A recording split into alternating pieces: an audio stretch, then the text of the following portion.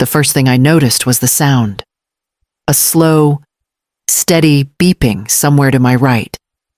Each note pricking the fog in my mind. Then came the sharp scent of antiseptic, the dry pull of oxygen against my nose, and the heavy weight in my chest when I tried to take a full breath. My eyes opened to a white ceiling, too bright, too clean, and I knew I wasn't at home. A nurse leaned over me, her voice calm but edged with relief. "Mrs. Ashford, you're awake." She adjusted something on the monitor and asked me my name, the year, the day. My answers came slow, my mouth dry, my throat tight. She said I'd been brought in unconscious 3 hours earlier after a neighbor found me collapsed in my kitchen. It took another beat before the question formed. My daughter. Did someone call her? The nurse's eyes softened in a way that made my stomach drop. Yes. The doctors spoke with her when you were admitted. I waited for the rest. For her to say Cambria had been here, that she'd sat at my side, held my hand, demanded to know what was being done for me. Instead, the nurse hesitated, then said, she told them she couldn't come. She was walking her mother-in-law's dog. For a moment, I thought I'd misheard. The oxygen hissed softly in my ears. The monitor kept its patient rhythm, and the words settled like stones in my chest. The nurse went on, her voice lower now. They told her your condition was critical, that you might not make it through the night. She still declined. I turned my face toward the ceiling again, the light blurring as my eyes stung. The details of how I'd ended up here, the tightening in my throat earlier that day. The dizziness floated in fragments. But her words were sharp and clear. I couldn't seem to form another question. The nurse adjusted my blanket and said she'd give me a few minutes before the doctor came in. When she left, the silence wrapped around me. The beeping of the monitor felt louder now. Each pulse a reminder that I was here, breathing, while the one person I'd always believed would come for me hadn't. And as I lay there, staring at that blank white ceiling, the years that had led to this moment began to press forward in my mind. I raised Cambria in a small 2-bedroom apartment in Portland, Oregon, where every corner carried the imprint of our lives together. The walls knew the sound of her baby laughter.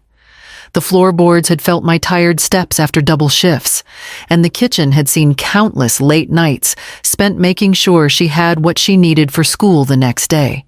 We never had much, but I made it stretch. Vacations were a luxury we couldn't afford, so summers were picnics in the park or camping in the living room with blankets strung between chairs. I turned down invitations to evenings out because babysitters cost too much, and I picked up extra shifts at the clinic to cover her music lessons. Every time I looked at her, I told myself it was worth it. When she met Daniel Hughes in her mid-20s, I was happy for her. He seemed steady, kind, from a well-off family.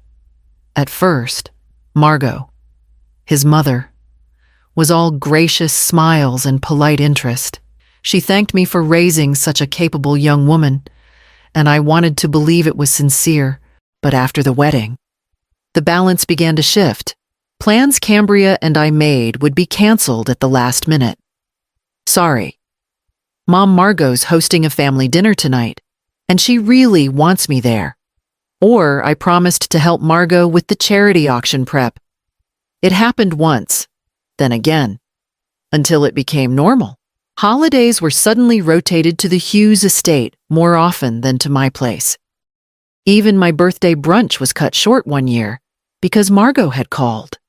Saying she needed Cambria to stop by, I told myself it was just newlywed enthusiasm, that she was building her life. I didn't want to be the mother who clung too tightly, so I swallowed the hurt and assured her it was fine. But sitting in that hospital bed now, those small cuts felt sharper. Each missed dinner, each sorry. Something came up had been leading to a truth I hadn't wanted to face, and then came the dog. Margot had a way of filling a room without raising her voice. At gatherings, she'd take Cambria's hand, guide her into the center of conversations, and praise her as if she were the crown jewel of the Hughes family. I'd watch from the side, smiling politely, while Margot slipped in little remarks that stuck to me long after the party ended. "Lorena's so independent," she'd say with an admiring tilt of her head. "She doesn't need anyone fussing over her." Isn't that wonderful? On the surface, it sounded like a compliment. Underneath, it was a quiet dismissal, a signal to everyone that I was fine to be left alone, that my presence didn't require the same consideration as hers. Cambria seemed to absorb these cues without noticing. The more Margot wove me into the background, the more my daughter began to treat me like a side character in her life. Holidays that had always been ours moved to the Hughes estate because it's easier for everyone. Social media filled with photos of her and Margot at charity luncheons, in matching aprons for holiday baking, posing on the Hughes' manicured lawn with captions like, "Family is everything." When we did see each other, conversations often began with updates about Margot, her garden, her book club, her latest volunteer project, and ended with Cambria glancing at her phone to check messages from her mother-in-law. It wasn't malicious. If anything, it was seamless, natural to her, as if she didn't realize the shift that had happened. I told myself it was a phase. Young couples often leaned on one side of the family more in the early years. I tried not to keep score, to let her find her balance without interference. But sometimes, driving home after another clipped visit, I'd grip the steering wheel tighter and wonder when I'd become the independent mother who didn't need her own daughter. I held on to the hope that the pendulum would swing back, that one day soon she'd remember where her roots were. Then Margot brought home the dog. Duke arrived in the Hughes household like royalty. Margot had flown to another state to collect him a purebred Samoyed with a price tag that could have covered my rent for months. His arrival was marked with a welcome home party, complete with matching monogrammed water bowls and a catered dog-friendly cake. Cambria's texts soon filled with photos of Duke sprawled on silk cushions, Duke in a custom-knit sweater, Duke asleep with his head in her lap. She called him her fur baby. And the more she said it, the more it felt like a title I could never compete with. Almost immediately, my time with her began to shrink. A Saturday coffee date turned into a quick takeout run because Duke can't be left alone for more than 2 hours. A Sunday dinner was cut short when she glanced at her watch and said, "I need to get back. Duke's bedtime routine is really important for his development." One afternoon, I was halfway through telling her about a staffing change at the clinic when she checked her phone and jumped up. "I have to go. Duke needs his evening walk." It was 3 in the afternoon. She kissed my cheek distractedly, grabbed her coat, and was gone before I'd even finished my sentence. I never told her the truth that Samoyed fur made my throat tighten and my chest ache. I'd known about my allergy for years, learned to manage it with medication and careful avoidance, but saying it out loud now felt like one more way to make her choose between me and the world she'd built with Margot. I'd spent too many years watching her choose the other side in smaller ways. I couldn't bring myself to hand her another reason, so I kept quiet, smiled through the itch in my eyes when Duke was nearby, and told myself it wasn't worth making a fuss until the night she invited me to dinner. When Cambria called to invite me to dinner at Margot's, I hesitated. It had been weeks since we'd had more than a hurried coffee together, and the invitation felt like a small olive branch. She said Margot was cooking a real family meal and wanted me there. I told myself it was a chance to bridge the growing gap, to remind her we could still share a table without anyone keeping score. The afternoon of the dinner, I lined up my allergy medication on the counter. 2 pills before leaving, one tucked in my purse for later. My condition had been stable lately, and I wasn't about to let a little discomfort derail what could be a step forward. I even picked up a bouquet of tulips, Margot's favorite, from the florist on my way over. Margot's house smelled of roasted garlic and fresh herbs when I walked in, the kind of scent that usually made me feel instantly welcome. Duke was sprawled across the plush living room rug, his thick white coat catching the light. His tail thumped lazily when he saw me, before I could say anything. Margot emerged from the kitchen, all smiles. "Lorena, you made it. And you brought flowers, how thoughtful." She took them from me, adding, "Duke's part of the family. You know, we couldn't possibly board him just for dinner." I nodded, swallowing the prickle already starting in my throat. "Of course," I said lightly, though my fingers itched for the purse where I'd stashed the extra pill. Cambria appeared then, wrapping me in a quick hug. "You look great. Mom, come on, let's sit. Dinner's almost ready." I settled onto the couch, careful to keep a bit of distance from Duke, who had padded over to sniff at my shoes. Within minutes, my eyes began to water, the skin at my neck tingling, but I stayed put, smiling when Margot offered wine, listening as Cambria chatted about a fundraiser she and her Emil were organizing. I told myself to focus on the conversation, to ignore the slow tightening in my chest. Leaving early would only reinforce the idea that I was difficult, that I couldn't blend into the life Cambria had chosen. I sipped my wine, steadying my breath, and waited for dinner to be served. By the third morning after that dinner, the tightness in my chest hadn't eased. I told myself it was just lingering irritation from the dog. Nothing I couldn't shake off.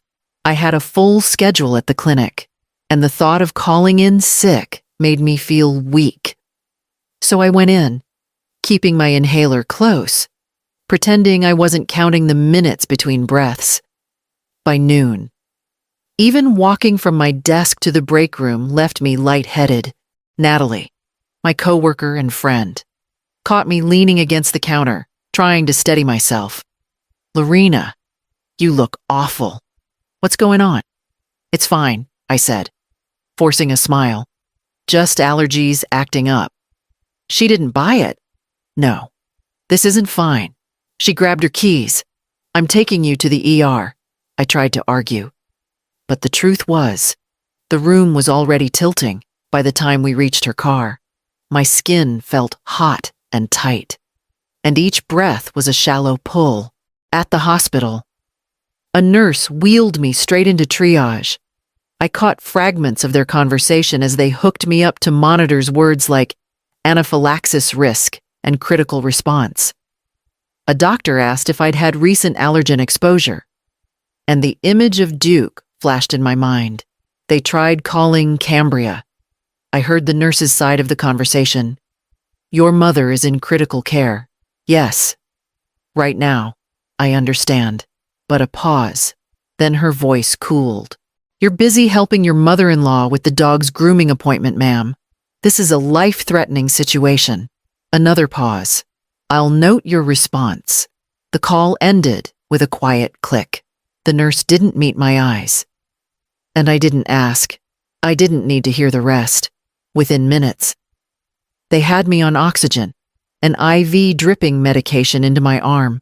Natalie stayed beside me, murmuring reassurances while the staff moved quickly around us. The monitors beeped steadily, but my pulse thundered in my ears.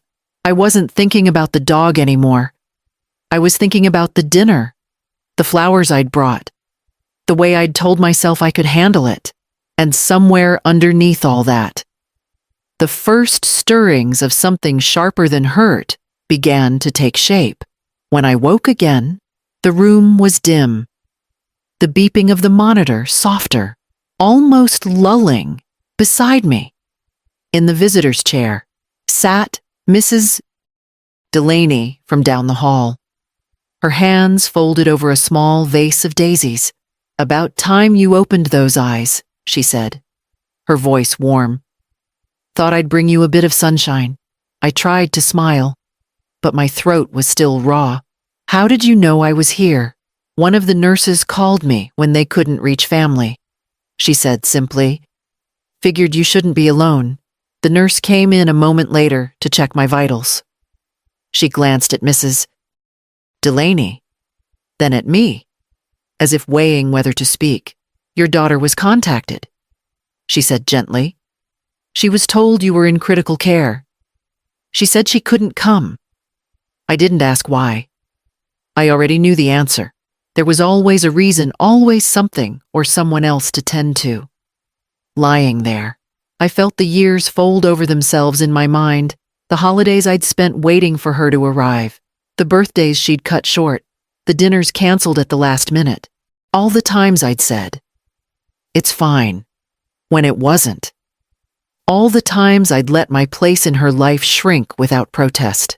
A cold clarity settled in my chest. I couldn't keep waiting for her to choose me.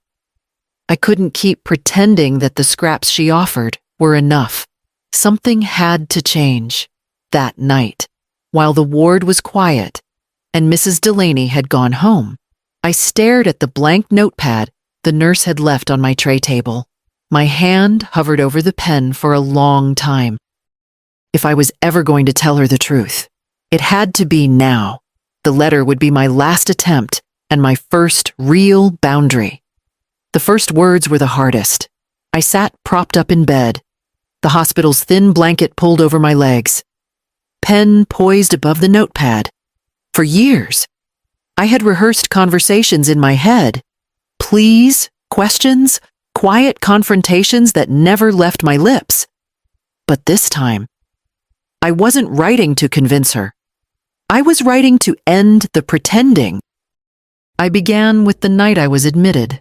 I told her how the doctors had called, how they'd said it could be my last night, and how she had chosen not to come.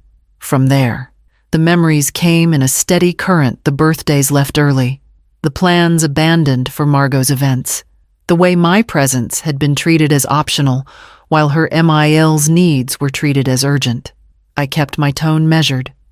No insults, no shouting in ink, just facts, laid out plainly.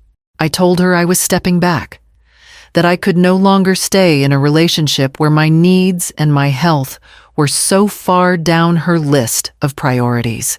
I wrote that respect wasn't optional, and until she could show it consistently, I would keep my distance. There were moments when my hand shook, when I had to set the pen down and steady my breathing, but each time, I picked it up again. Because this letter wasn't just for her, it was for me. By the time I reached the last page, my hand ached and my chest felt lighter. 4 pages of truth. 4 pages that I knew she might dismiss, twist, or ignore entirely. That didn't matter anymore. What mattered was that I had finally said it. I folded the pages neatly, slid them into an envelope, and sealed it with a firm press of my thumb. I didn't write love in the closing line, not because I didn't feel it, but because this letter wasn't about softening the blow. It was about handing her the truth and walking away, knowing I'd said everything that needed to be said the morning of my discharge. The sky outside my window was the color of slate, the kind that promised rain by afternoon. My bag was already packed when the nurse came in with my chart. "You're all set," she said, her tone light. I reached into the drawer of the bedside table and pulled out the sealed envelope. "Could I ask you a favor?" I explained that my daughter was coming later, that I wanted this left on the bed. Exactly where I'd been lying for the past week. The nurse studied my face for a moment, then nodded. "I'll make sure she gets it." By 2:00, I was settled in a cafe across the street, my coffee cooling untouched in front of me. Natalie had offered to drive me home, but I'd asked her to give me a little time. I wanted to be close enough to see, but far enough not to be seen. At exactly 3:15, Cambria's car pulled into the hospital lot. from my window seat. I watched her get out, adjusting her hair in the reflection of the glass door before walking inside. She moved quickly, as if she had somewhere else to be after this brief stop. 15 minutes later, the nurse who'd promised to help me called my cell. She came, she said, found the letter on the bed. At first she smiled. But, halfway through, the color drained right out of her face, hands shaking. She didn't say a word when she left. I thanked her, my fingers tight around the phone. I hadn't expected tears or apologies, and I certainly hadn't expected anger. But hearing the reaction secondhand was enough to confirm what I already knew. The words had landed, outside. The first drops of rain began to hit the cafe window, soft and deliberate, like punctuation marks at the end of a sentence I'd been writing for decades. I finished my coffee, pushed the cup aside, and turned my thoughts toward where I would spend the next chapter of my life. Mrs. Delaney insisted I stay with her after the hospital, and for 2 weeks her guest room became my refuge. Her home was quiet, pet-free, and full of small kindnesses.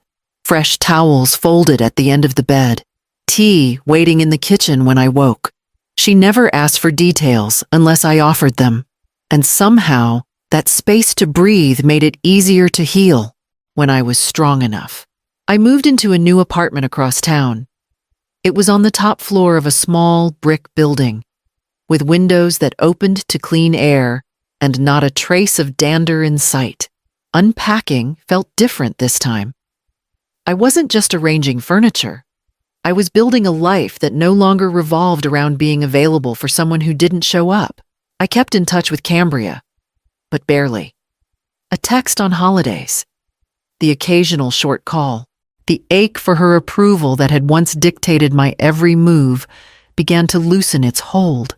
In its place came something steadier, acceptance. New connections grew naturally. Natalie stopped by with takeout on Fridays, and the couple down the hall invited me for dinner after seeing me struggle with a heavy box. Mrs. Delaney called every Sunday, her voice as warm as the daisies she'd brought to my hospital room. It wasn't the picture-perfect family I'd once imagined, but it was real. These were people who showed up without being asked, who offered care without keeping score.